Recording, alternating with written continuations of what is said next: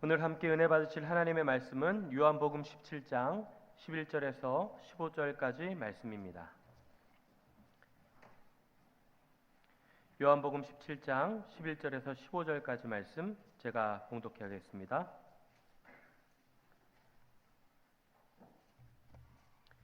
나는 세상에 더 있지 아니하오나 그들은 세상에 있사옵고 나는 아버지께로 가옵나니 거룩하신 아버지여 내게 주신 아버지의 이름으로 그들을 보존하사 우리와 같이 그들도 하나가 되게 하옵소서.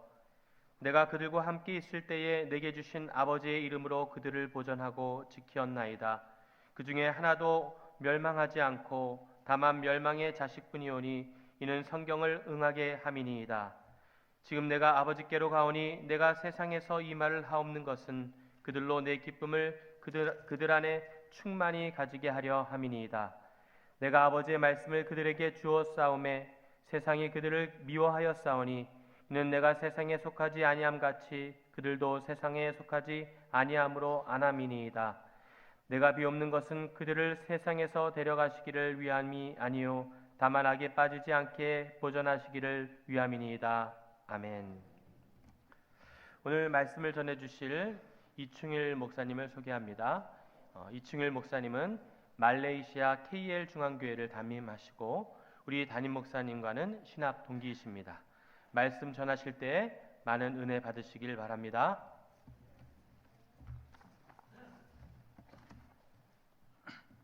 우리 함께 기도하겠습니다. 하나님 아버지, 주께서 약속하시기를 말씀은 살았고 운동력이 있다고 말씀하셨는데 오늘 이 시간 말씀이 우리에게 실제가 되게 도와주십시오.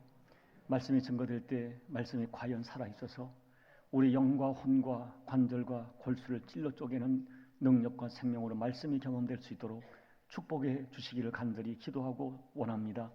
귀로만 듣지 않게 도와주시고 말씀이 가슴에 들리는 은혜를 허락하여 말씀이 말씀되고 말씀이 생명됨이 우리에게 실제가 될 수 있도록 아버지 축복하여 주옵소서. 살아계신 예수님의 이름으로 간절히 소망하며 기도하옵나이다. 아멘. 10여 년 전에 제가 목회하던 말레이시아에 정말 충격적인 아픔을 경험하게 됩니다. 말레이시아 유학 왔던 쌍둥이 형제가 있었는데요. 주차장에서 주차를 하다가 말레이시아 현지 중국 사람과 실랑이가 벌어진 것입니다. 이것이 싸움으로 번져서 결국 동생이 칼에 찔리고 골프채에 머리를 맞아 중상을 입었습니다. 급히 병원으로 실려갔지만 상황이 매우 좋지 않았습니다. 서울에서 부모님들이 달려왔고 전 교회는 그 청년을 위하여 간절히 금식하며 기도했습니다. 저는 지금도 그 어머니의 모습이 너무나 생생합니다. 청년의 어머니는 매일매일 자식 곁에서 물 한 모금 입에 대지 않고 절규하며 기도했습니다. 그러나 우리 모두의 간절한 소원에도 불구하고 청년은 결국 열흘 만에 숨을 거두고 말았습니다. 사랑하는 여러분, 엄마 아빠가 모두 모태 신앙인이었습니다.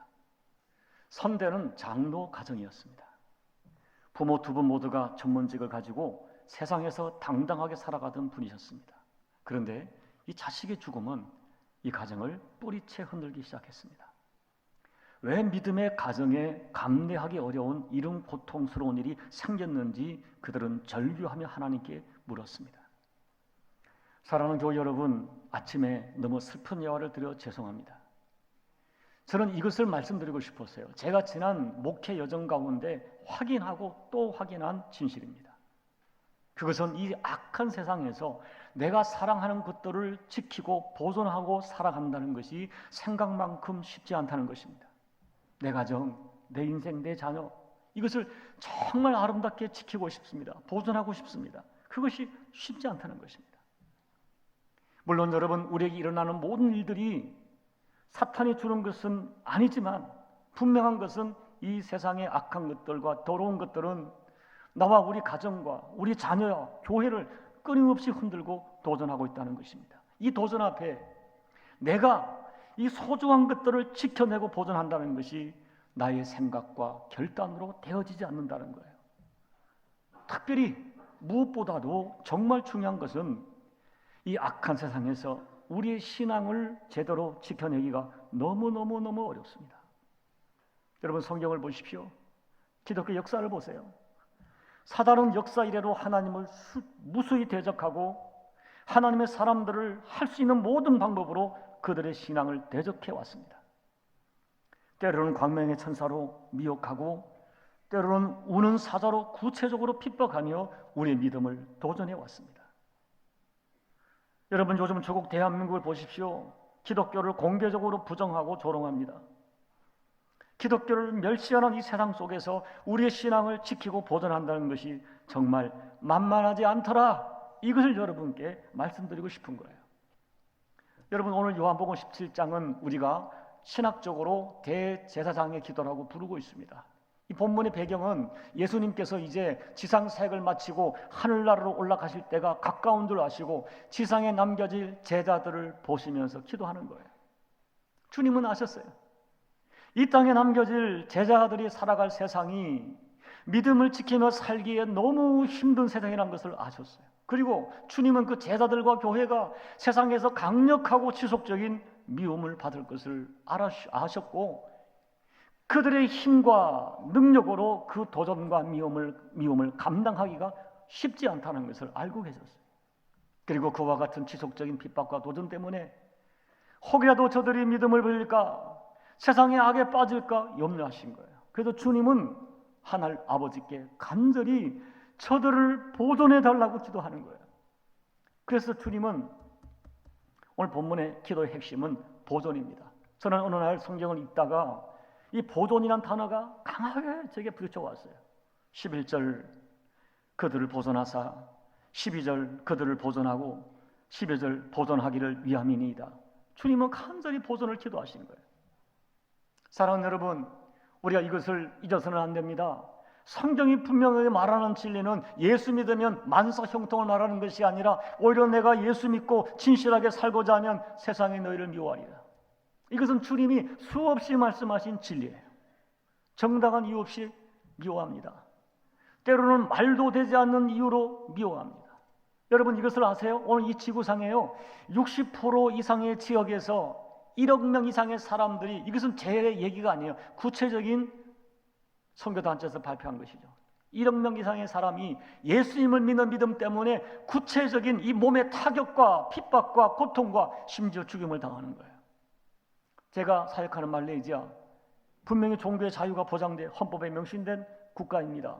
실제적으로 너무너무 나아진 국가가 자유롭습니다. 그러나 작년에 4명의 현지 중국 목회자가 실종되는 사건이 지금까지 찾지를 못해요. 왜 그럴까요? 왜 세상은 정도 이상으로 교회와 성도를 미워하고 왜 이렇게 오랫동안 거부하고 핍박하는 것입니까? 그 이유를 주님은 본문에서 정확하게 우리에게 알려주세요. 그것이 뭡니까? 한마디로 소속이 다르기 때문이에요. 14절 16절을 보면 우리는 세상에 속하지 않았습니다. 우리는 하나님께 소속했습니다. 예수께 소속되었어요. 여러분, 신앙은 소속의 문제입니다. 요한복음 15장 18절 19절을 제가 읽어드리겠습니다. 세상이 너희를 미워하거든 너희보다 먼저 나를 미워한 줄 알라. 너희가 세상에 속하였으면 세상이 자기의 것을 사랑할 터이나 너희는 세상에 속한 자가 아니요 도리어 세상에서 나의 택함을 입은 자인 고로 세상이 너희를 미워하느니라. 여러분, 외면적으로 예수를 믿지 않는 불신자들과 우리가 다른 것이 없어요. 아무 차이가 없어 보여요. 그러나 여러분, 본문이 분명히 말하는 것은 우리는 세상에서 일하고 같이 먹고 살고 있지만은 우리는 세상에 속한 사람이 아니라는 거예요. 왜 그렇습니까? 우리 몸에는 예수의 피가 흐르고 있어요. 예수 믿는 사람이라는 것은 예수 그리스도께서 나의 죄값을 대신하여 십자가에 피 흘려 죽으신 것을 믿습니다. 그 피로 말미암아 죄 용서받았고 하나님은 자녀로 거듭난 것을 믿습니다. 그리고 이제 우리는 예수를 주라 부르고 예수님 때문에 섬기고 예수님 때문에 하나님께 소속된 하나님 나라 백성이 되었어요. 그러기에 우리가 이 세상에서 똑같이 먹고 마시고 살고 있지만은 우리는 결코 세상에 속한 세상의 사람이 될 수가 없어요. 그래서 세상 사람들은 때로는 자기도 모르게 소속이 다른 우리를 본능적으로 싫어하고 본능적으로 미워하는 거예요. 여러분, 그렇다면 정리하면 주님은 세상에서 소속이 다른 너희들을 끊임없이 미혹하고 미워하고 핍박하고 악에 빠뜨리고 우리의 믿음을 흔들 것을 아셨어요. 그리고 우리들의 믿음과 삶이 이 세상에서 온전하게 보존되기가 얼마나 어려운 줄 아셨어요. 그래서 오늘 하늘 아버지께 아버지 교회를 보존해 주세요. 저 제자들의 믿음과 미래를 보호해 주세요. 기도하고 계시는 거예요. 정말 간절하게 기도하는 거예요. 그렇다면 사랑하는 여러분, 오늘 우리 주님께서 이토록 강력하게 기도하시면서까지 보존되기를 바라시는 것은 무엇일까? 예수님의 간절한 기도를 우리가 역으로 적용한다면 예수님은 오늘 우리들에게 우리가 무엇을 이 땅에서 보존하기를 끝까지 지켜내기를 원하실까요? 그것을 여러분께 말씀드리고 싶어요. 첫째는 자신의 정체성을 확실하게 끝까지 보존해야 됩니다. 여러분 잊지 마십시오. 우리는 세상 사람이 아니에요. 우리는 예수님께서 당신의 피로 값을 주고 사신 우리는 주님일 것이에요. 우리에게는 영적으로 예수의 피가 흐르고 있어요. 우리는 천국을 유업으로 받을 하늘나라 백성이에요. 우리 신분이 얼마나 엄청난 것인가를 확신해야 돼요. 여러분 우리는 시시한 사람이 아니에요. 시시하게 이 땅에서 먹고 마시고 살다가 갈 사람이 아니에요. 그래서 여러분이 어디에 있든지 어떤 장소에 있든지 여러분 정말 당당하게 나의 정체성을 드러내고 지키고 보존하며 살아야 됩니다. 여러분 가면 속을 살지 말아야 돼요. 마태복음 10장 32절 주께서 말씀하시기를 누구든지 사람 앞에서 나를 시인하면 나도 하늘에 계신 내 아버지 앞에서 그를 시인할 것이요 누구든지 사람 앞에서 나를 부인하면 나도 하늘에 계신 내 아버지 앞에서 그를 부인하리라. 다니엘서 1장을 보면요, 다니엘은 바벨론 포로로 끌려갔을 때 앞으로 전개될 나의 미래가 어떻게 될지 알지 못하지만 한 가지를 1장 8절 보면 하나님께 뜻을 정했다. 나는 끝까지 내 정체성을 지키며 살기로 뜻을 정했습니다. 그래서 다니엘은 결정적인 순간에 왕이 주는 음식을 거절합니다. 이 음식을 거절하는 것은 나는 하나님의 언약의 백성이라는 정체성을 분명히 지키며 살겠다는 자기의 신앙의 의지를 나타낸 거예요. 왕이 지정한 음식은 분명히 포로된 사람들에게 특별한 대우가 분명합니다. 그러나 그 술과 음식은 단순한 음식이 아니라 바벨론 우상에게 제사했던 음식이죠. 이것을 다니엘은 이것을 내가 먹을 때 내가 바벨론 신에게 동화되는 것으로 해석한 거예요. 그래서 왕이 주는 음식을 거절하면 죽을 수도 있지만 다니엘은 어떤 희생도 각오하고 하나님 앞에 정절을 선택했어요. 눈 한 면 딱 감으면 넘어갈 수 있는 음식 앞에 뜻을 정하고 원칙을 정하고 그 원칙에 자기 생명을 걸었어요. 여러분 지난 2년 전 2017년 5월 28일이죠. 여러분이 기억하실지 모르지만 이집트에서 kop트 교인들이 28명이 테러로 죽게 됩니다. 그런데 그 현장을 그 자리에 목격했던 라시드 신부라는 사람이 현장의 상황을 정확하게 전했는데요. 본명을 한 IS 대원 10명이 버스에 올라서 무작정 총격을 가한 것이 아니었어요.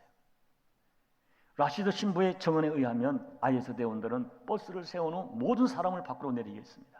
그리고 기독교인을 따로 예수 믿는 사람 분류했어요. 그리고 그들에게 기독교 신앙을 거부하고 이슬람을 믿으라고 강요했습니다. 그런데 여러분 그들 모두 심지어 어린아이까지 이 제안을 거절했어요. 그래서 총격을 받고 28명이 모두 순교했어요. 여러분 정말 우리가 이것을 소식으로 들었지만 생각해 보세요. 도대체 그들에게 예수가 누구기에, 그들에게 예수가 어떤 존재이기에 그들은 예수께 자기 목숨을 거는 것입니까? 여러분 참된 믿음은요 자기 정체성을 하나님 앞에 분명히 해야 돼요. 여러분 때로는 술 한 잔 앞에 내 신앙의 진정성과 내 신분의 정체성을 증거해야 돼요. 음식 하나, 술 한 잔 앞에 양보할 수 없는 뜻을 드러내는 것은 좁은 신앙이 아닙니다. 편협한 신앙이 아닙니다. 내가 그것은 진짜라는 자기의 용기고 증거입니다. 자기를 재판하는 총독 앞에서 내가 이렇게 결박된 것 외에는 당신들도 나와 같이 되기를 원한다는 바울처럼 내가 예수 믿는 사람인 것을 자랑스러워하고 당당하게 자기 정체를 드러내야 됩니다. 소속을 분명히 해야 돼요. 그리고 여러분 이와 같은 정체성이 확실하면 그 다음에 나를 따라오는 여러 가지 내가 보존해야 할 자리들이 있어요. 우리가 누굽니까? 우리는 하나님을 예배할 예배자입니다. 예배의 자리를 목숨처럼 보존해야 돼요. 나를 기도자로 보존해야 됩니다. 내가 지켜야 할 기도의 자리를 이를 악물고 보존해야 돼요. 내가 맡긴 직분의 자리에 사명의 자리를 소중하게 보존해. 그러면 여러분 놀라운 영적 원리가 있습니다. 내가 보존한 예배가, 내가 보존한 기도의 자리가, 내가 보존한 사명의 자리가 그때부터 나를 보존해 갑니다. 여러분 이것을 아셔야 돼요. 내가 하나님 앞에 원칙을 지키면 내가 지킨 그 원칙이 나를 살려줍니다. 내가 지킨 그 자리가 나를 지켜주고 나를 축복하는 은총의 통로가 됩니다. 저희 교회는 장로님 6분이세요. 근데 그 삼성 출신이 3명이시고요. 지금 3분은 은퇴하셨고 3분은 현직에 있는데요. 그 중에 2분이 위대한 신앙 간증이 있습니다. 삼성은 조직 문화가 대단하죠. 조직의 장인 사장이 와서 회식을 할 때 나는 예수 믿는 사람입니다. 술을 들 수 없다고 자기 정체성을 지켰어요. 사장이 반말로 욕을 하면서 잔을 들라고 요청했지만 끝까지 잔을 들지 않았습니다. 나중에는 이 숫잔을 들어 자기 머리에 붓고 엎어놓았다고 합니다. 순간 많은 사람들이 생각하기를 저 인간은 끝났다 생각했는데요. 우리 장로님 간증에 의하면 마지막까지 그 회사에 남아있는 사람이 자기 하나라고 그래요.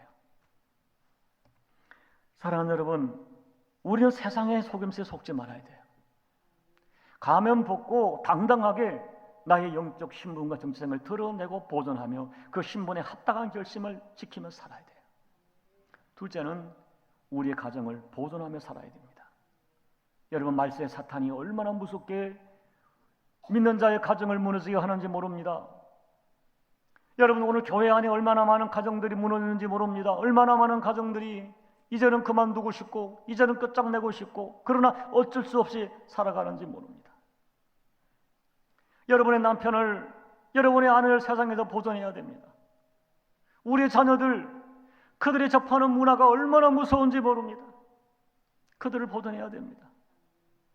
여러분 제가 수없이 확인하는 안타까운 진실은요, 너무나 많은 가정에서 어쩌면 우리 대에 신앙의 대가 끊어질 것 같은 조짐이 보인다는 거예요. 목사 가정에, 장로 가정에, 권사 가정에 어쩌면 이 대가 이제는 우리 후손은 다음 세대가 아니라 다른 세대가 될 수 있는 징조가 너무 심각하게 보이는데 너무너무 안타까운 것은 교회 직분자들조차도 그 심각성을 인지하고 있지 못하다는 것입니다.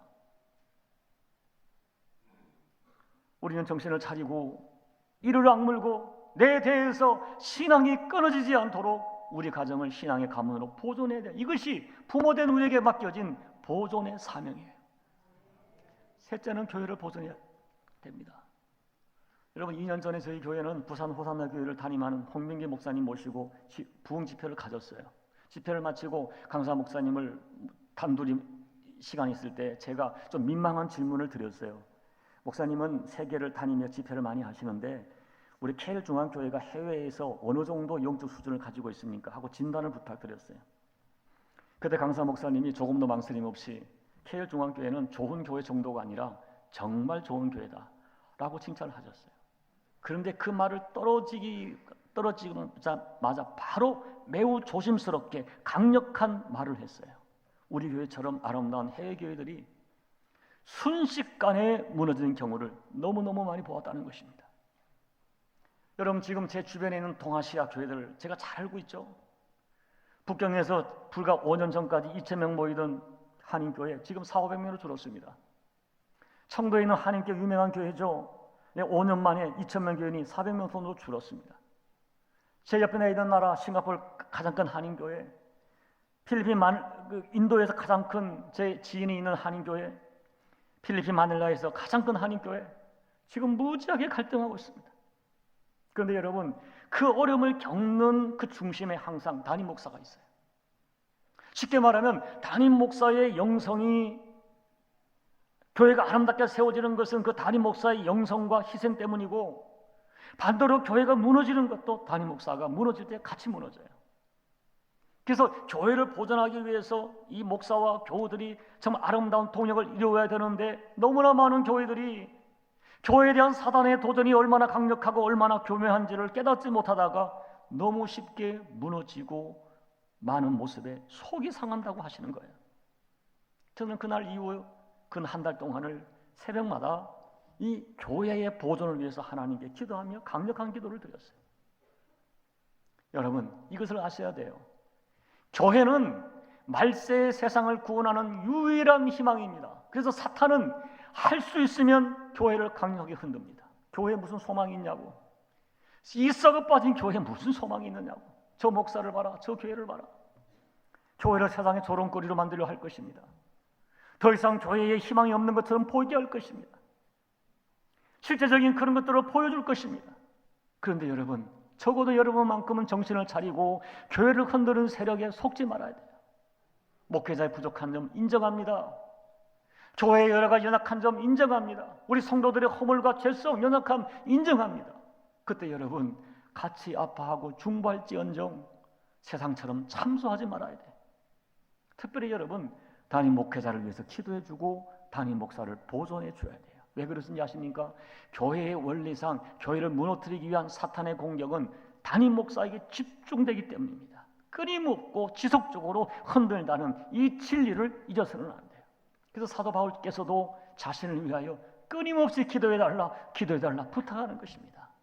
특별히 장로님들, 권사님들, 안수집사님들은 사명의식을 가지고 이 교회를 보존하기 위하여 담임 목사님을 보존해 줘야 돼요. 담임 목사는요, 교회를 위하여 생명을 걸어야 되고요, 여러분은 목사를 생명처럼 보존해 줘야 돼요. 이것이 말세의 교회를 보존하는 보존의 사명인 것을 잊지 말아야 돼요. 넷째는 내게 맡겨진 사명을 보존해야 돼요. 여러분, 오늘 주님께서는 마지막 사명인 십자가를 지시기 전에 이 부탁을 하는 것입니다. 주님은 초지일관 이 땅에 십자가를 통하여 인간을 구원하기 위하여 오셨어요. 사단은 끊임없이 십자가 대신에 영광의 멸류관을 구하라고 미혹했지만 주님은 속지 않고 초지일관 십자가를 향하여 걸어가셨어요. 십자가는 예수님의 절대 비전이었고 십자가는 예수님의 절대 사명이었습니다. 마침내 십자가에서 다 이루었다 말씀하시고 사명을 완성하셨어요. 그리고 이제 주님은 세상을 살리기 위하여 세상 속에 제자들과 교회를 남겨놓으십니다. 이 세상이 얼마나 무섭고 얼마나 강력한 도전이 있을 것을 아시면서 제자들을, 교회를 세상에 보낸다고 말씀하셨어요. 왜 그렇습니까? 세상을 포기할 수 없기 때문에, 세상을 살려야 하기 때문에 우리에게 부탁하신 거예요. 여러분, 주님께서는 십자가에서 우리 영혼만 구원하는 것이 아니에요. 우리 일생을 구원하셨어요. 너희들의 인생이 험한 인생이 되지 않도록, 세상을 살리도록. 그래서 우리에게 주신 것이 사명이에요. 여러분, 사명이 뭔지 아십니까? 우리 인생을 복되게 하는 거예요. 의미 있고 가치 있게 만드는 거예요. 정말 축복되게 하고, 그게 우리에게 주신 선물이 직분이고 사명이에요. 그래서 앞서가 믿음의 열조들을 보십시오. 이 직분을 하찮게 여기지 않았어요. 생명처럼 여겼어요. 사도 바울이 그랬습니다. 죽게 받은 사명, 사도행전 20장 24절, 내가 달려갈 길과 주 예수께 받은 사명, 곧 하나님의 은혜의 복음을 증언한 일을 마치려 하면은 나의 생명조차 조금 더 귀한 것으로 여기지 아니하노라. 자기의 생명을 걸었어요. 여러분, 여러분에게 주어진 사명이 여러분의 남은 인생을 정말 가치 있게 하는 하나님의 소중한 선물이라는 것을 깨닫고 이 가치에 눈이 열려야 돼요. 내가 생명을 걸 수 있는 사명이 있어야 돼요. 죽어도 사명을 포기해서는 안 돼요. 일하다가 부름받으셔야 돼요. 그것이 여러분 인생을 존귀하게 만들어갑니다. 그런데 사랑하는 여러분, 제가 말씀드린 나의 정체성, 이 악하고 음란한 세상에서 나를 지키고 내 가정을 지키고 보존하고 사랑하는 교회와 내게 맡긴 사명을 신실하게 보존한다는 것이 쉽지가 않아요. 정말 어렵고 힘이 들어요. 세상의 도전과 미혹은 너무나 강력하고요, 우리는 너무 연약해요. 그러나 여러분, 아무리 어렵고 힘이 들어도 내가 이것을 포기할 수 없어요. 반드시 보존하고 지켜내야 돼요. 그렇다면 어떻게 지켜낼까? 어떻게 이 악하고 음란한 세상에서 나의 정체성과 나의 가정과 교회와 사명을 지켜낼 수 있을까? 오늘 본문은 그 해답을 주께서 주세요. 두 가지를 말씀드립니다. 첫째는 말씀으로 보존의 사명을 감당할 수 있어요. 14절 말씀을 보면 주께서 아버지의 말씀을 우리에게 주었습니다. 결국 우리에게 주어진 말씀이 우리를 세상과 구별하고 그 말씀이 우리를 지켜줍니다. 여러분, 잘 생각해 보세요. 우리가 예수 믿기 전에는 말씀을 몰랐어요. 근데 언제부턴가 내가 교회를 나왔는데 말씀이 나를 움직이기 시작합니다.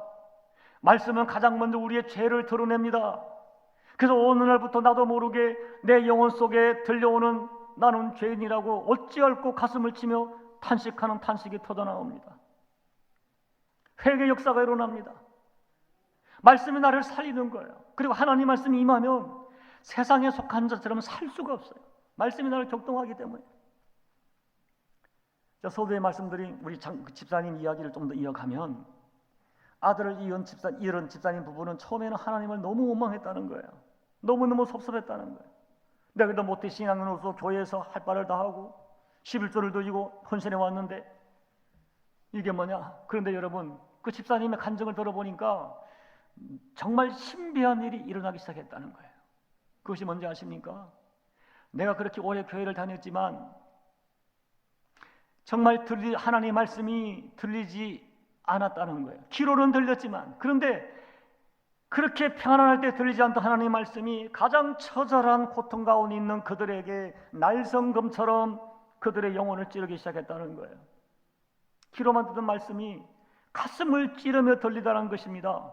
말씀이 들려지면서 왜 선대부터 장모인 우리 가정에 이런 일이 일어났는가? 자신들의 인생과 신앙을 깊이 되돌아보기 시작했다는 거예요.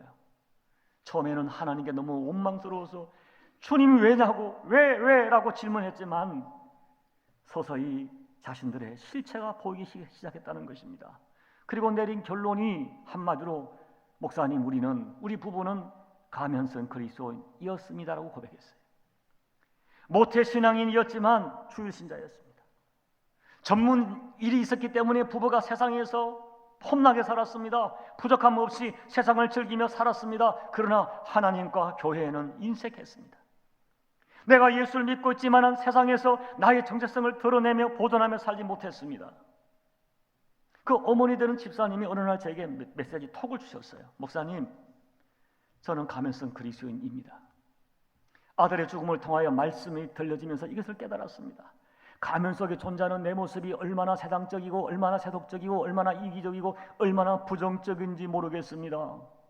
그런데 목사님, 더 안타까운 것은 이 가면을 벗어 던져야 할 것 같은데 용기가 나지 않습니다. 너무 버겁습니다. 이런 저 같은 것을 주님이 용서해 주실까요? 라는 메시지를 보내주셨어요. 그런데 여러분, 그 부모는 결국 말씀을 선택하며 살기 시작했어요. 50에 넘은 나이에 모태 신앙인인 남편 안수 집사가 되었고요.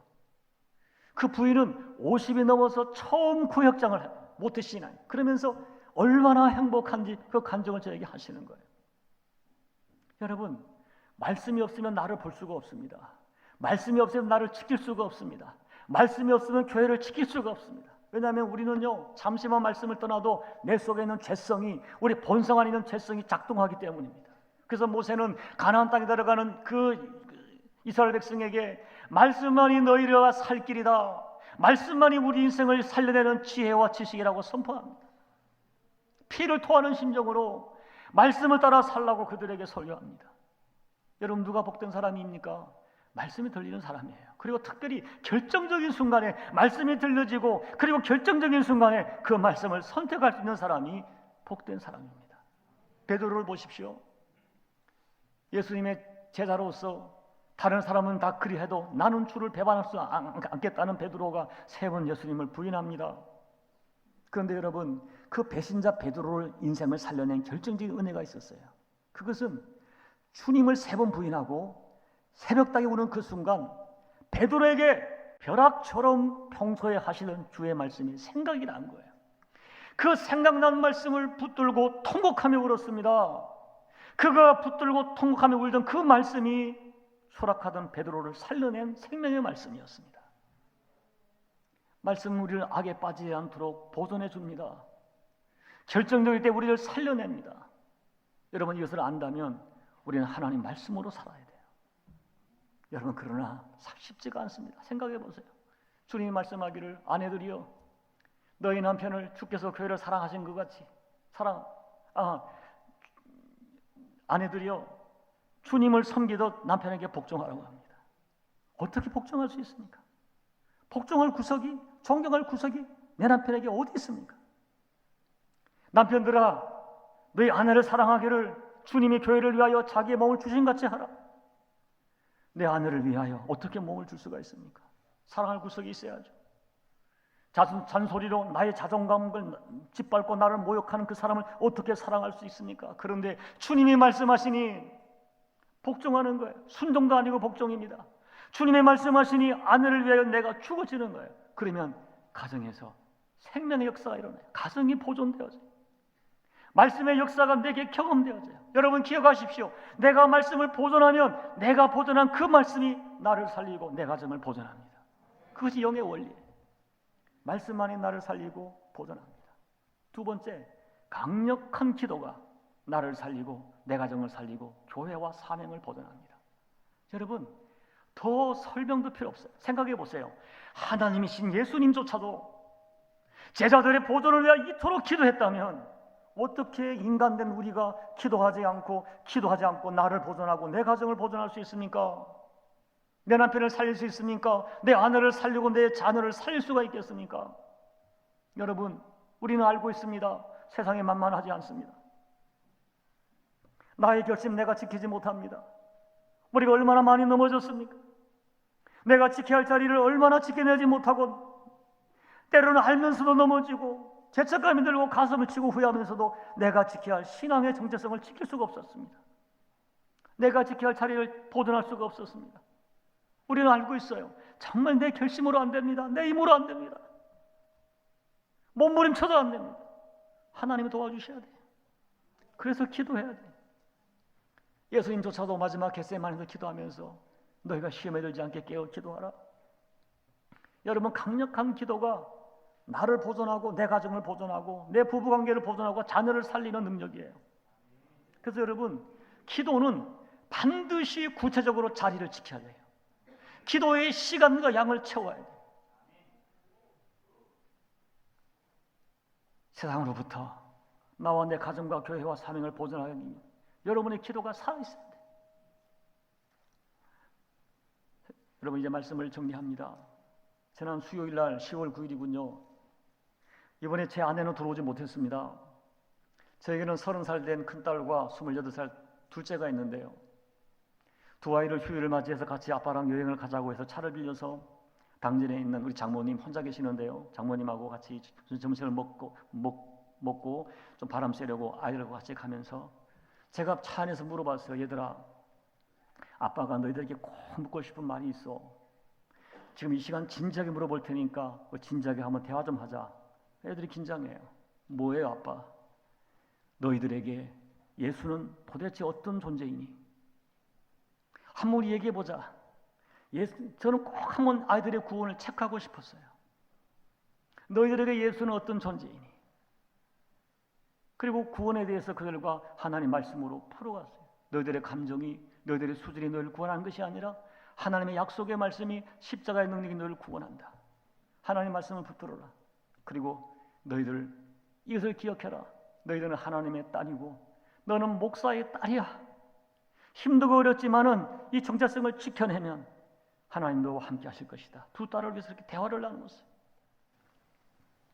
여러분 정신을 차리고 말씀과 기도로 여러분을 보존해 가십시오. 가면 쓰고 적당히 두 얼굴로 살아서는 안 된다니까요. 여러분의 정체성을 정직하게 보존하셔야 돼요. 약은 세상 술수로 살면 성공한 것 같으나 망한다니까요. 내가 하나님 앞에서 내가 보존해야 될 자리를 지키면 내가 지킨 그 자리가 나를 지킨다니까요. 여러분의 강력한 기도가 여러분의 남편을 살려낼 것이고 여러분의 아내를 살려내고 특별히 우리 자녀를 살려낸다니까요. 이 일을 하셔야 됩니다. 여러분 이 보존은 사명이에요. 잘 감당하셔서 여러분의 인생을 하나님께 영광을 돌리고 여러분 자신과 가정과 자녀와 교회를 영광스럽게 보존하는 사명적 인생 꼭 살아내시기를 예수님 이름으로 축복합니다. 기도드리겠습니다. 우리 이 시간 함께 통성으로 기도를 드리죠. 교회 순서를 보니까 결단의 기도가 있지만 이 시간 잠깐 기도드리겠습니다. 이 시간 여러분 그냥 말씀을 들으면서 생각나는 대로 기도하세요.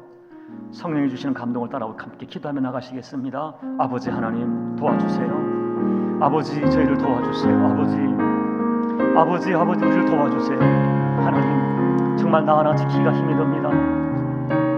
정말 나를 지키기가 힘이 듭니다. 아버지 알면서도 때로는 아버지 정말 바보처럼 끌려가고 가슴을 치면서도 아버지, 우리 부부관계를 살려주세요.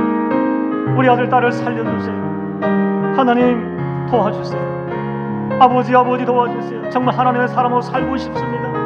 소원은 있으나 힘이 없으며 주님 도와주세요. 우리 소원이 실상이 되게 도와주세요. 아버지, 오늘도 말씀해 주세요. 아버지 도와주세요. 아버지 우리에게 믿음을 더해 주세요. 아버지 도와주세요. 하나님 아버지, 알면서도 자꾸만 넘어집니다. 이렇게 살고 싶지 않은데 안 됩니다. 아버지, 내 남편 정말 사랑할 수 없습니다. 아버지, 내 아내에게 화가 납니다. 아버지 도와주세요. 우리 자녀들 분명히 눈에 보이는데 내 힘을 어떻게 할 수가 없습니다. 더 이상 내 말을 듣지 않습니다.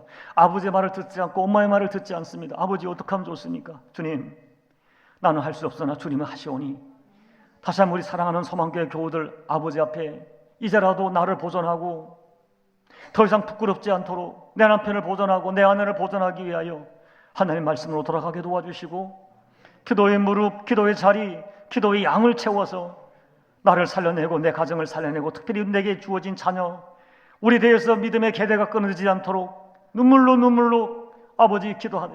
주께서 약속하시기를 울며 씨를 뿌리면 반드시 정령 기쁨으로 단을 가지고 돌아오리로다. 약속의 말씀을 우리 가정과 교회 가운데 허락받는 은총을 허락하여 주시옵소서. 증거되는 말씀 속에 보존의 사명을 다시 한번 기억하면서 사명으로 나의 모든 것을 살려내는 생명의 통로가 되는 우리 소망교회 교우들 될 수 있도록 아버지 은혜를 허락하여 주옵소서. 예수님 이름으로 감사하고 축복하며 기도하옵나이다. 아멘. 오늘 말씀을 생각하면서 함께 찬양하고 기도하겠습니다. 406장 고난 내용은 편이실 곡가.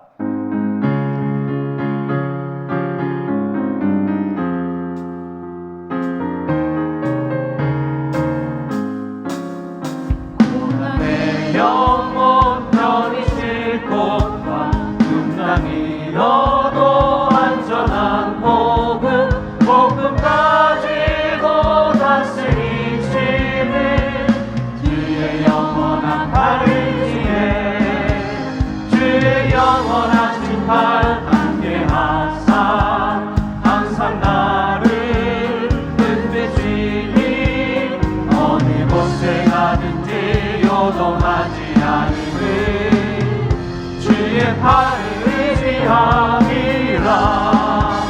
세상 뒷뜰을 나를 버려도 예수님 함께 동행함으로 주의 은혜가 충만하리니 주의 영원한 팔을 의지해 주의 영원한 뒷팔